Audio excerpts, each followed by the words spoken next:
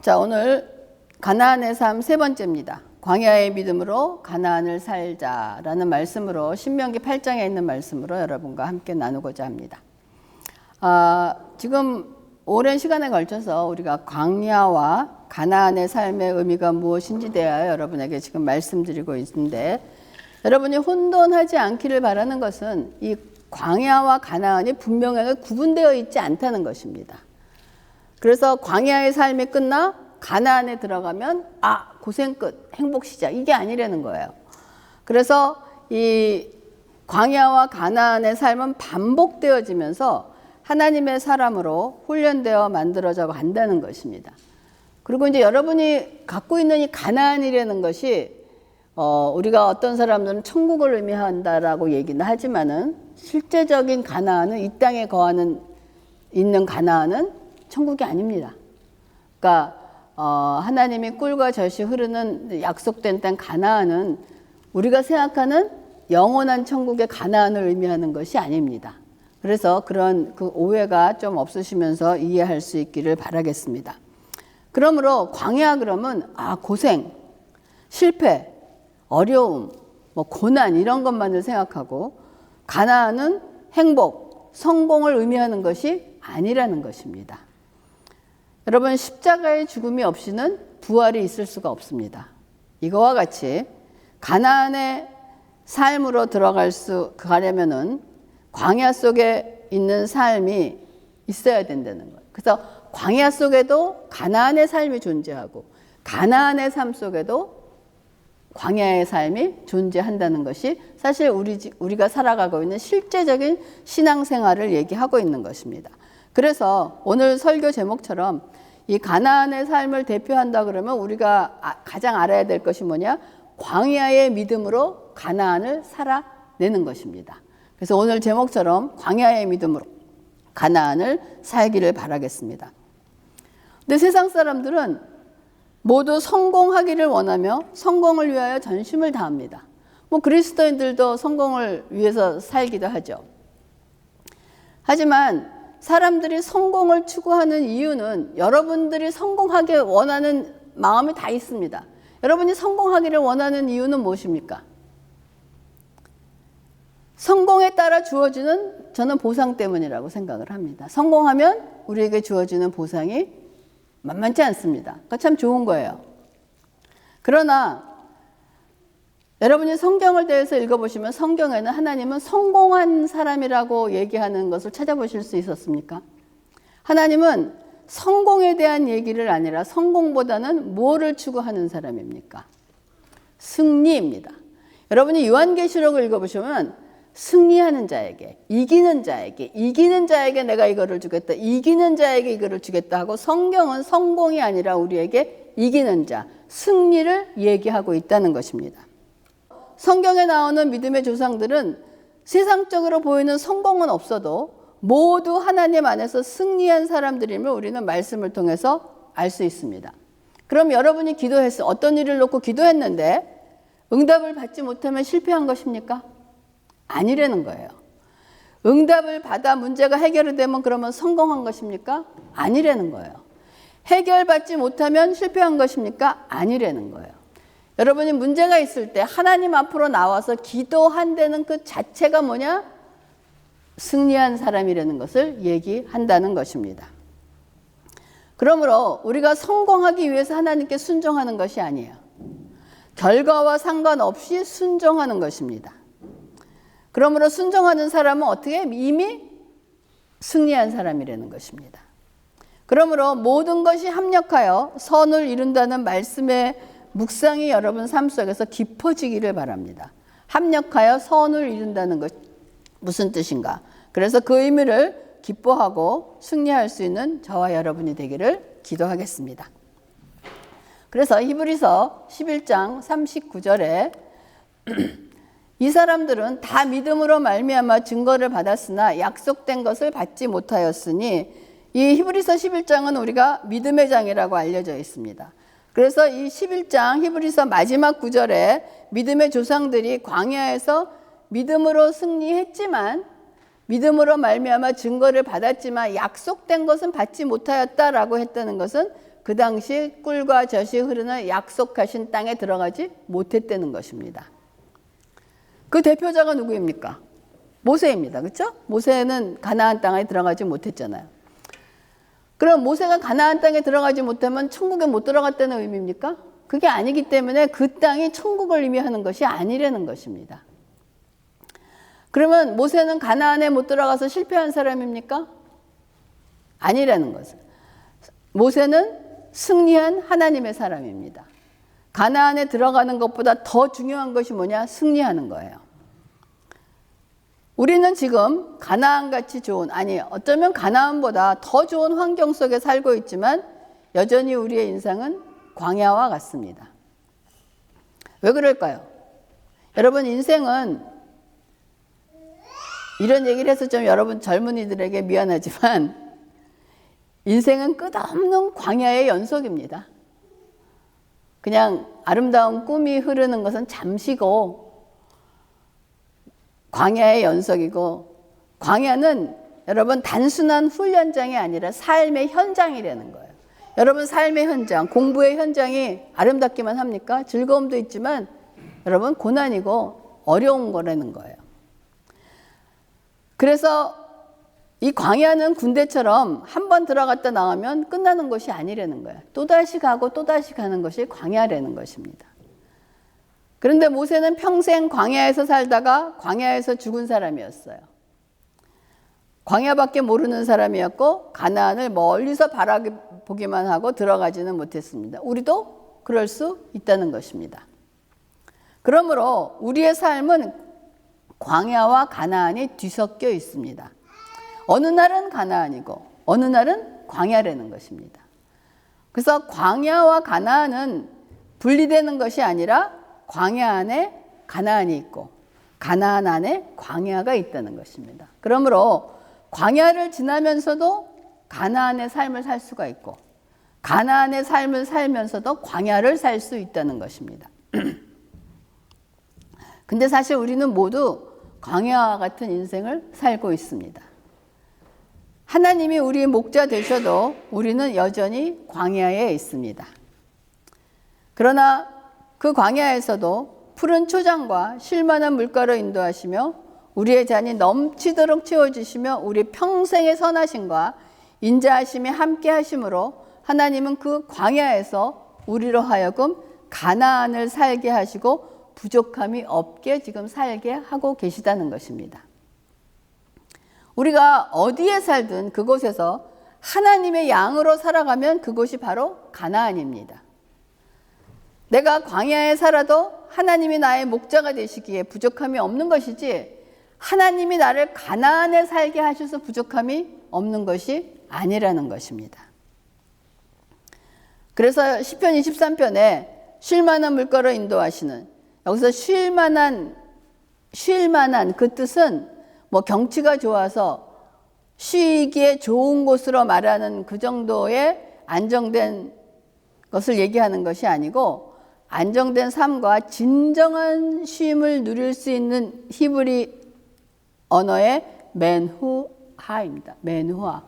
여러분, 맨후하가 가장 안정된 삶과 진정한 쉼이라 그러면 맨후하를 한국 단어로 번역한 게 있다면 뭐가 있을까요? 가장 가까운 게 맨후하.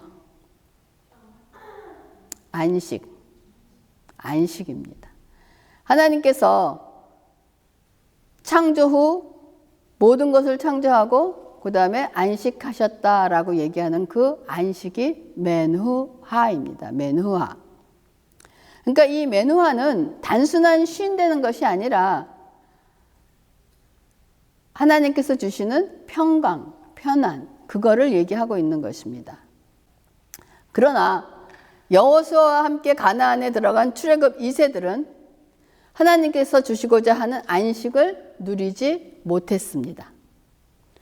가나안에 들어가면 광야보다 안정되고 정착된 곳에서 집을 짓고 살 수 있었는데 왜 맨후하, 안식을 누리지 못했을까요? 여러분,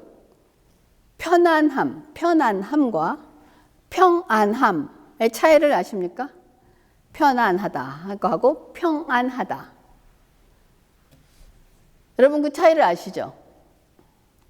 여러분 지금 스스로 대답할 수 있기를 바랍니다. 편하다 하는 거하고 평안하다. 여러분 어느 것을 더 선택을 하시겠습니까? 우리가 이 푸른 풀밭과 쉴만한 물가에서 살아갈지라도, 가나안에 살아간다 할지라도 목자 되시는 예수님이 함께 계셔야 비로소 우리는 맨화, 평안, 안식을 누릴 수 있다는 것입니다.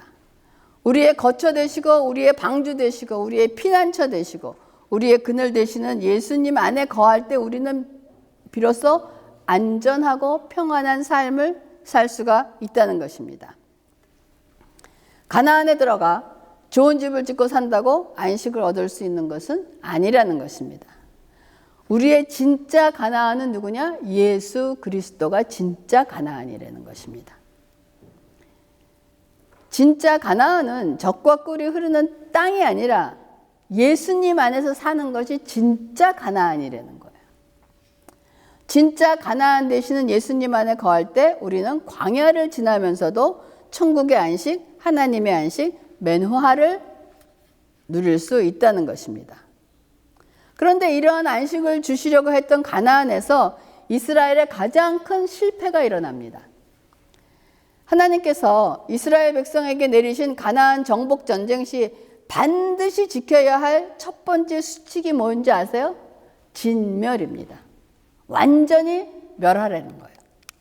신명기 13장 15절에서 17절. 너는 마땅히 그 성읍 주민을 칼날로 죽이고 그 성읍과 그 가운데에 거주하는 모든 것과 그 가축을 칼날로 진멸하고 또 그 속에서 빼앗아 차지한 물건을 다 거리에 모아놓고 그 성읍과 그 탈취물 전부를 불살라라. 내 하나님 여호와께 드릴지니 그 성읍은 영구히 폐허가 되어 다시는 건축되지 아니할 것이라. 너는 이 진멸할 물건을 조금도 내 손에 대지 말라. 그리하면 여호와께서 그의 진노를 그치시고 너를 긍휼히 여기시고 자비를 더하사 내 조상들에게 맹세하신 같이 너를 번성하게 하실 것이라 라고 됩니다. 진멸, 헤렘이라는 뜻인데 가나안 거민들과 그들에게 속한 모든 것들을 하나도 남기지 없고 싹 다 없애버리라고 하신 것입니다. 왜 이렇게까지 하신 걸까요?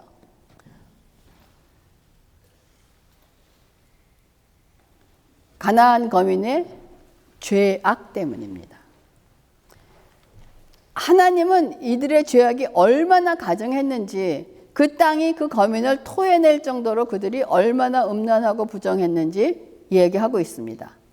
간음하고 근친상간하고 동성간의 성적 행위를 하고 심지어 수간, 동물들과의 어떤 그 성적인 행위까지 하는 거지. 레위기 18장을 한번 읽어보시면 아주 그런 얘기가 나오고 있습니다.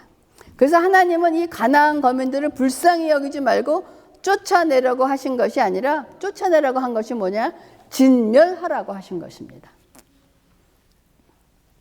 그리고 하나님께서 이스라엘 백성에게 가나안 거민들을 진멸하게 하신 또 다른 이유는, 그렇게 하지 않으면 이들이, 이스라엘 백성들이 그들과 관계를 맺고 그들과 더불어 살아가는 가운데 그들의 풍속을 따르고 그들이 섬기는 신을 섬기며 그들과 같은 죄악을 범하게 될 것이 불보듯 뻔하기 때문이었습니다.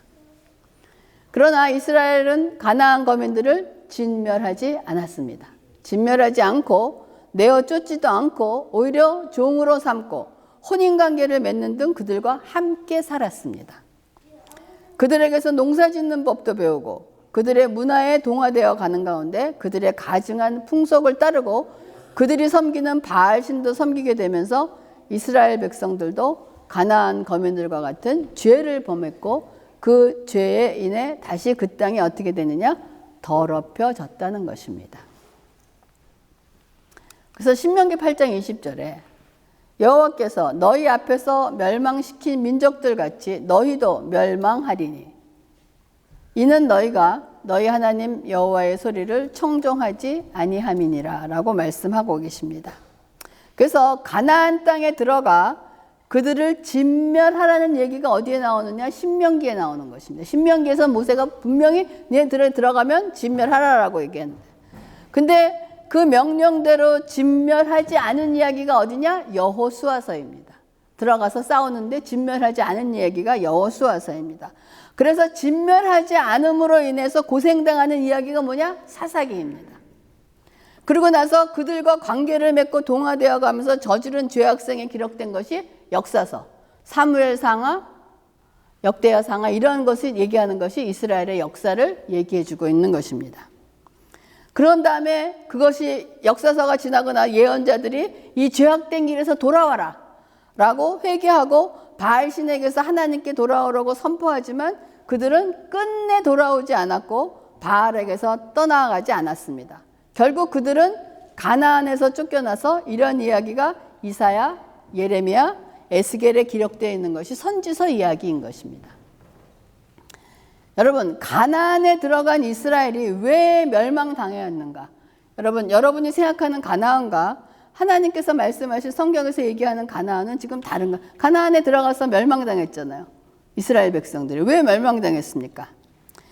가나안 거민들을 진멸하지 않고 그들과 동화되어 살아가면서 하나님 보시기에 가증한 죄악을 범하고 바알을 섬겼기 때문이라는 것입니다. 여러분, 가나안에서 이스라엘의 역사는 실패의 역사입니다. 그 실패의 시작은 어디에서 시작했냐? 진멸하라는 명령을 따르지 않았기 때문입니다. 물론 광야를 지날 때도 실패를 거듭했지만 가나안에서는 크게 실패했습니다. 가나안에서 실패는 광야에서 실패와 비교할 수 없을 만큼 크게 실패했습니다.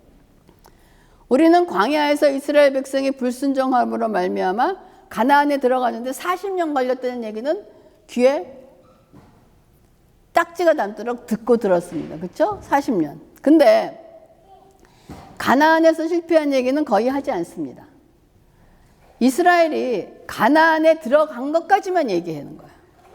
그것은 우리가 어떻게 하면 광야를 벗어나 가나안에 들어갈 수 있는가에 관심이 많기 때문입니다. 근데 중요한 것은 가나안에 들어가서 어떻게 사느냐가 더 중요하다는 거예요.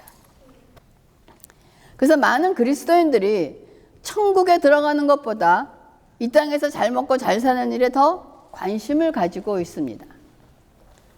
천국은 꼴찌로 들어가도 신경 쓰지 않지만 이 세상에서는 남부럽지 않게 살고 싶어 한다는 것입니다. 그러나 여러분, 우리는 이미 이 땅에서 그 가나안이라고 말하는 그 가나안에 들어와 있다는 것입니다. 이 눈에 보여지는 가나안은 영원한 진짜 가나안이 아니라는 것입니다. 영적 훈련장으로 쓰여지는 것이 바로 가나안인 것입니다. 따라서 우리는 왜 하나님이 가나안에 들어오게 하셨는지, 이 가나안에서 어떻게 살아가야 하는지, 그리고 어떻게 하면 이 가나안에서 쫓겨나 바벨론 포로가 되지 않을지를 생각해야 한다는 것입니다. 이런 생각을 가지고 성경을 대할 때 우리는 가나안에서 이스라엘과 같은 실수를 반복하지 않을 수 있다는 것입니다. 여기서 근데 여러분 오해가 없기를 바랍니다. 가나안에 들어갔다가 가나안에서 쫓겨난다는 것은 우리가 구원받았다가 구원에서 탈락하는 것, 이 구원의 얘기가 아니라는 것입니다. 여기서 그 얘기는 다루지 않겠습니다. 하지만 우리의 삶 속에서 일어나는 훈련을 얘기하고 있다는 것을 얘기하고 싶습니다. 그러므로 첫째, 우리가 가나안에 들어가서 살 때 여러분 가나안에서 탐욕을 버리시기 바랍니다. 여러분 탐욕, 욕심을 버리시기 바랍니다.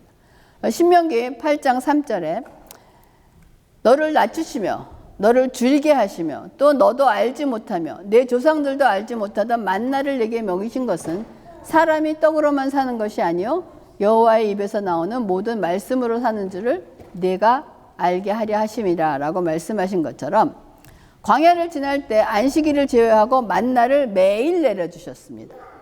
매일 내려주시되 먹을 만큼만 거두라고 했어요. 먹고 남으면 그것이 창고에 쌓이는 것이 아니라 상하고 없어졌어요.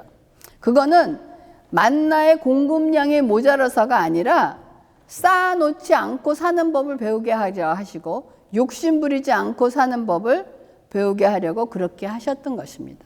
여러분 탐심을 버리시기 바랍니다.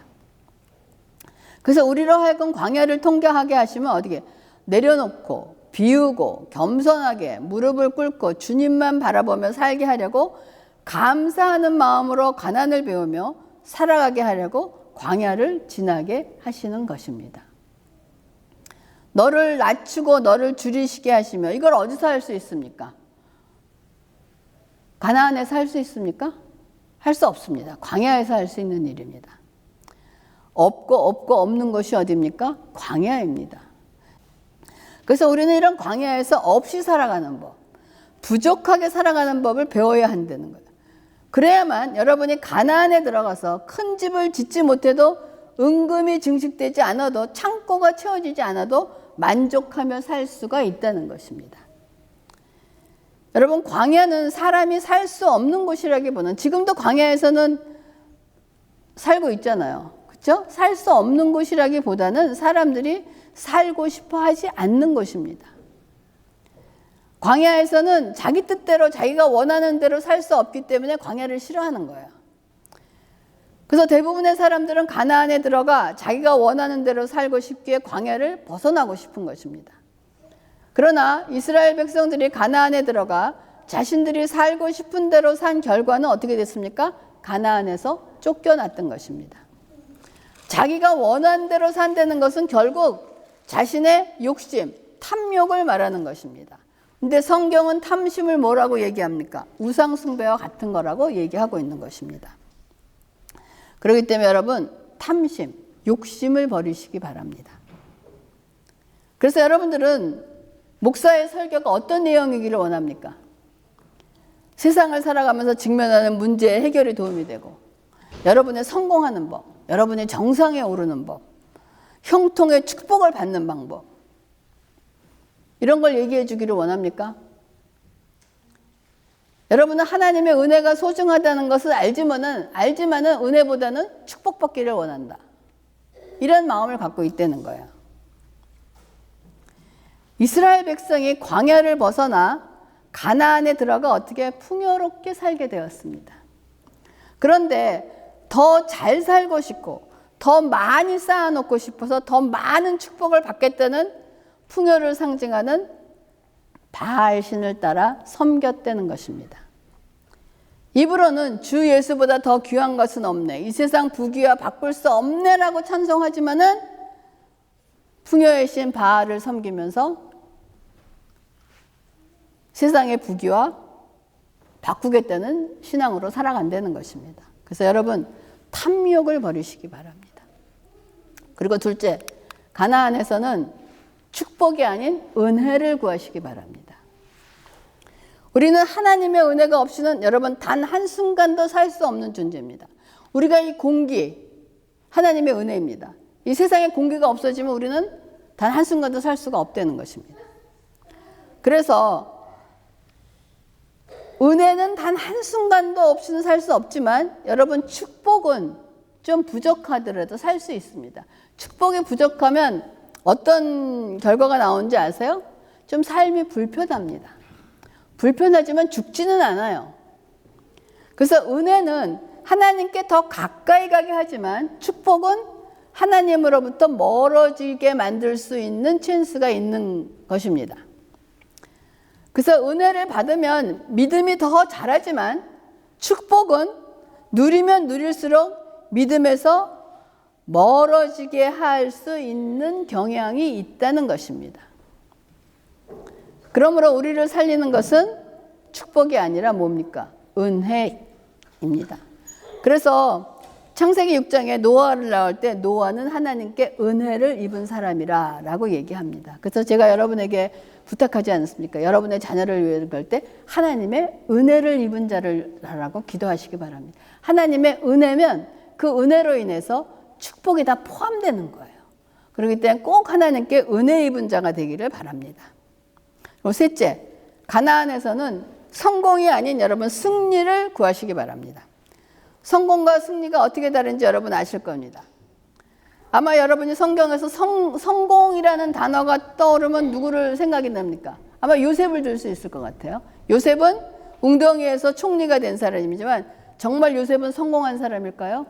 성공한 사람이 아니라 승리한 사람입니다.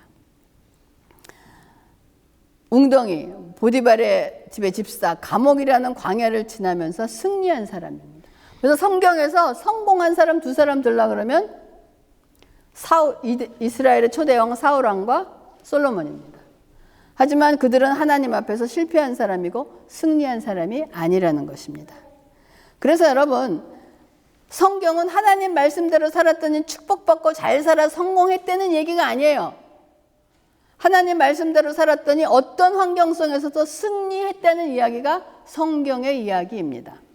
디모데후서 4장 7절에서 8절. 나는 선한 싸움을 싸우고 나의 달려갈 길을 마치고 믿음을 지켰으니 이제 후로는 나를 위하여 의의 면류관이 예비되었으므로 주 곧 의로우신 재판장이 그날에 내게 주실 것이며 내게만 아니라 주의 나타심을 사모하는 모든 자들에게. 자, 면류관은 누구에게 주는 것입니까? 승리한 사람에게 주는 상징입니다. 그러므로 그리스도인의 삶은 성공이냐 실패가 아니고 승리냐 패배로 구분되어지는 것입니다. 가나안의 삶은 가나안에 들어가 땅을 차지해야 됩니다. 차지하는 것은 끝이 아니라 차지한 땅을 지켜내야 되는 것입니다. 차지하는 것보다 지켜내는 일이 더 어렵습니다. 여러분, 돈 버는 일보다 돈 지켜내는 것이 더 어렵다는 거예요. 가나안에 들어가 중요한 것은 집과 창고를 크게 짓는 것이 아니라 바알에게 넘어가지 않는 것입니다. 바알과 치열한 영적 전쟁에서 승리해야 한다는 것입니다. 가나안에서 성공하는 것보다 승리하는 것이 더 중요하다는 거예요. 가나안에서 여러분 성공을 쫓다 바알에게 넘어가지 않기를 주님의 이름으로 간절히 부탁을 합니다. 그리고 마지막으로 가나안에 들어가서는 내 능력을 조심하라는 거예요. 광야를 지날 때는 모두 하나님이 하셨습니다라고 하나님만 의지하는데 가나안에 들어와서는 조금 얘기가 달라집니다. 상황은 마치 내가 노력을 해서 얻어지는 것 같이 보이기도 합니다. 특히 구약에서 보여주는 전쟁은 하나님께서 이상한 방법으로 이기게 하는 걸 볼 수 있어요. 뭐 손을 들고 있으면 이기고 손을 내리면 지고, 뭐 성곽을 막 몇 바퀴 돌으라고 그러고 소리 지르면 무너지고, 이런 것을 보여주시고, 또 정예부대를 뽑는데 300명 뽑는데 랜덤으로 뽑았는데 그들이 정말 정예부대냐? 정말 막 랜덤으로 뽑은 사람. 근데 그 사람들이 미디안을 이긴다는 거예요. 그것이 뭐냐?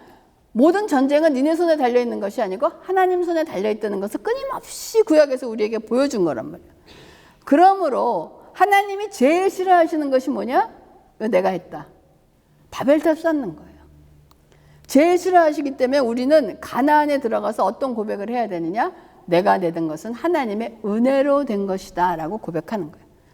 내가 했다는 얘기하는 것이 아니라는 것을 말하고 있습니다. 그래서 광야는 우리의 힘으로 살아낼 수 있는 곳이 아니지만 오직 하나님의 은혜로만 살아남을 수 있었습니다. 근데 이제 가나안에 들어오니 우리의 노력만으로도 충분히 살아갈 수 있는 것처럼 보이지만 여러분 잊지 말고 기억해야 될 것이 있습니다. 가나안이라 하더라도 내 힘, 내 노력만으로는 살 수 없다는 사실입니다. 지금 여러분이 먹고 마시는 것이 여러분이 일하고 수고하고 페이책 받아서 살아가니까 여러분이 사는 것 같이 그렇게 매일매일 먹을 거를 만나를 하나님께 구하지 않아도 살아가기 때문에 내가 그냥 이러니까 이만한 정도면 살 수 있겠지라고 생각할 수 있게 만드는 것이 어디냐? 가나안이라는 것입니다. 그러나 내 힘으로는 여러분이 그런 빵 문제 정도만 해결할 수 있지만 여러분 우리는 빵만으로는 살 수 없다는 것이 그리스도인의 삶인 것입니다. 그래서 하나님의 돌보심과 인도하심이 필요합니다. 우리는 하나님의 입으로부터 나오는 모든 것, 하나님이 하신 모든 그 행하신 일을 통해서 우리가 살아가는 것이지 우리가 노력해서 얻은 빵으로 살아가는 것이 아니라는 것입니다. 우리가 노력해서 얻은 빵이 아니고 우리가 노력을 해서 빵을 얻을 수 있게 하신 분이 하나님이신 거예요. 그렇기 때문에 그것이 내가 한 일이 아니라는 것을 철저하게 기억하라는 것입니다. 그렇기 때문에 우리는 어디에 있든 여러분 하나님을 잊지 않고 경외하고 그분의 인도를 따라 그분의 말씀을 준행하며 살아야 한다는 것입니다. 그러므로 광야에서도 가나안을 살게 하시는 하나님께서 이제는 저와 여러분을 광야의 믿음으로 가나안을 넉넉히 승리하는 삶을 살게 하셨다는 걸 잊지 마시고 여러분은 이미 가나안에 들어와 있습니다. 그 가나안에서 광야에서 주시는 믿음으로 여러분의 광야의 삶을 넉넉히 이기는 저와 여러분이 되기를 주님의 이름으로 축원합니다. 기도하겠습니다.